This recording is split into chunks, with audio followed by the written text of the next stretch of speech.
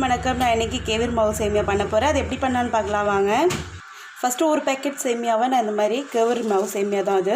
அதை பிரிச்சுட்டு இந்த மாதிரி பாத்திரத்தில் கொட்டி வச்சுருக்கேன். இது எப்படி பண்ணலான்னு பார்க்கலாம் வாங்க. எண்ணெய் ஊற்றிக்கோங்க. வானல் சூடாகிடுச்சு. எண்ணெய் ஊற்றிக்கோங்க. நெக்ஸ்ட் கடுகு போட்டுக்கோங்க.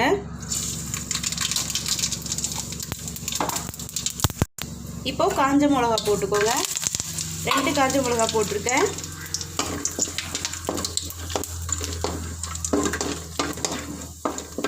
இப்போ வெங்காயமும் பச்சை மிளகாவும் போட்டுக்கோங்க.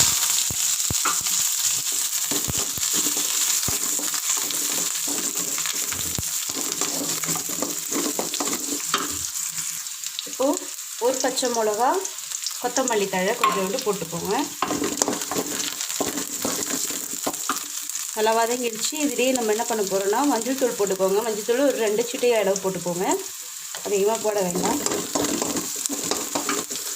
இதில் 4 கிளாஸ் தண்ணி ஊற்றிக்கோங்க.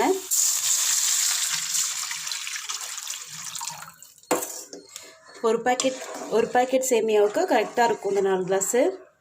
இது கேவர் மாவு சேமியாவுக்கு மட்டும் கிடையாது, இது நீங்கள் அரிசி மாவு கூட பண்ணாலும் இது கரெக்டாக இருக்கும். நல்லா கொதிக்கட்டும். இது கொஞ்சம் லைட்டாக மூடி வச்சுக்கோங்க. இப்போ நல்லா கொதிச்சிடுச்சு. இந்த டைமில் நான் ஒரு சின்ன ஸ்பூனால் 1 ஸ்பூன் போட்டுடுறேன். பெரிய ஸ்பூனாக இருந்தால் நீங்கள் ஒரு 1/4 ஸ்பூன் 1/2 ஸ்பூன் அளவு போட்டுக்கோங்க. உப்பு உங்கள் தேவைக்கு ஏற்ற மாதிரி தான். நான் 1 ஸ்பூன் போட்டுறேன். குட்டி ஸ்பூன் இது, அதனால் போட்டுறேன். இப்போ நல்லா கிண்டி கொடுத்துக்கோங்க.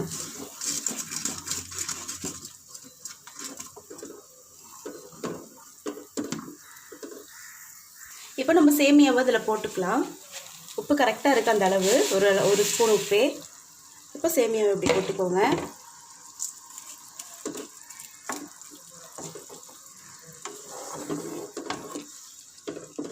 நல்லா கிண்டி கொடுத்துக்கோங்க. கரெக்டாக உங்களுக்கு 3 நிமிஷத்தில் தயார் பண்ண வேண்டிய ஒரு டிஷ்ஷு தான் அது. சூப்பராக இருக்கும். இது காலை டைம்லலாம் வந்து ரொம்ப ஈஸியாக பண்ணலாம் அதை. இப்போது அந்த ஸ்டேஜில் கேரட் வந்து ஒரு குட்டி பீஸை நான் குட்டி குட்டியாக கட் பண்ணி வச்சுருக்கேன்.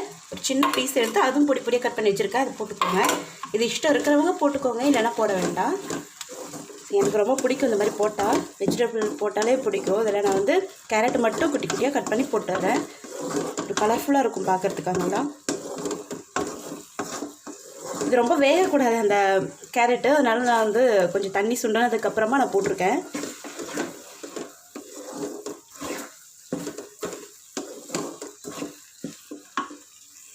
இப்போ ரெடி ஆகிடுச்சு. இது ஆஃப் பண்ணிடலாம்.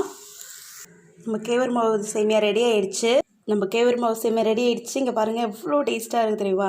இது மாதிரி கண்டிப்பாக நீங்கள் வீட்டில் செஞ்சு சாப்பிட்டுட்டு எப்படி இருக்குன்னு சொல்லுங்கள். பிடிச்சிருந்தா லைக் பண்ணுங்கள். சப்ஸ்கிரைப் பண்ணாமல் இருந்துடாதீங்க. பாய்.